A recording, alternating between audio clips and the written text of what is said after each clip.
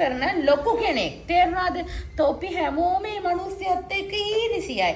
කුහකයි ඊරිසියා කරන්න එපා. තව කෙනෙක් දියුණු වෙද්දී මේ මිනිස්සුන්ට දියුණු වෙන්න දීපල්ලා. තේරුණා? උඹලත් කරගනින්. උඹලගේ සැලුන් ඒවා එහෙම කරගනින්නලා. මේ මිනිස්සුත් කරගනින්නලා.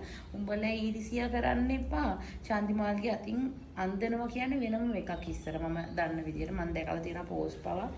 ඒ මිනිස්සු ඒ දවස්වල මෝර් විදියට මේක දැන් ඉතින් කට්ටිය ගොඩක් ඉන්නවා. එහෙම තමයි ඉතින් කාලෙන් කාලට හොඳ අය එනවා. ඉතින් ඒක සාමාන්‍ය හැටි. ඉතින් මේ හැම මිනිස්සෙම දියුණු වෙන්න ඕනේ. මං කියන්නේ ඉතින් චන්දිමාල් කියන්නේ වැඩෙක්. මගේ වචනෙන් කියනවා චන්දිමාල් කියන්නේ වැඩෙක්. බත් එක වෙන හින්දා නෙමෙයි.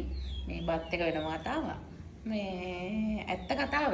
ඕගොල්ලෝ කියන්නකො ඉස්සර චන්දිමාල්ට කියලා අඳ ගන්න කොච්චර දෙනෙක් ආසාවෙන් ඉන්නවද? කොච්චර දෙනෙක්ට ඒක බැරිද කරන්න? ඒ කියන්නේ එයාගේ ගණන් ටිකක් වැඩි. එතකොට එයාගේ ගණන් වැඩි.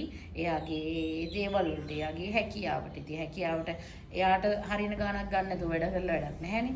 ඉතින් ඒකයි. ඉතින් කොච්චර බැරි ඒ කියන්නේ මිනිස්සු ආසාවෙන් ඕගොල්ලන්ට මතකද චන්දිමාල් ඇඳුවා අපේ මේ පියුමි අක්කා මේ අර කාවද එක්කෙනෙක් කරලා ඇඳුවා මතකද ඕගොල්ලන්ට ලස්සනට? අර අන්දන්න බැරුව කියලා කොහොම හරි අර කරලා ලස්සන ෂූට් එකක් කළා මතකද? ඉතින් ඒ වගේ මේ මිනිස්සු හොඳ වැඩ ගොඩාක් කරනවා. නික මේ ලෝකෙට පේන්නේ මිනිස්සු කරන්නේ නැහැ. ඒකින්ද තොපි බයින්න එපා. තොපි දේවල් කියන්න එපා. මේ මිනිස්සුන්ට දැන් අල්ලගත්ත අවුරුදු 30ක්.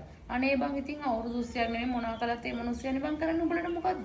මිනිස්සු කරන්නේ මොන හරි වෛරල් යන සතියෙන් සතිය වෛරල් යන එක අල්ලලා ඒකට මඩ ගන්න. තොපි මටත් මඩ ගහනවනේ බං. ඉතින් ඒකයි ඉතින් ප්‍රශ්නේ ඉතින්. උඹට ඊරිසියයි ඔක්කොම උඹට ඔය ඊරිසියව නැති කරගනින්න. ඒ මිනිස්සු දියුණු වෙනවා උඹලා එකම තැන. තේරුණාද?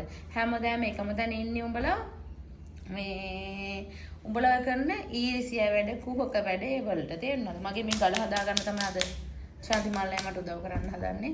ඉතින් චන්දිමාල්ලාට හොඳට වැඩියෙන් ලැබෙන්න ඕනේ. මට බත් එක කියලා මගේ මේ කඩි බඩ පුරවනවට ගල හදා ගන්නයි.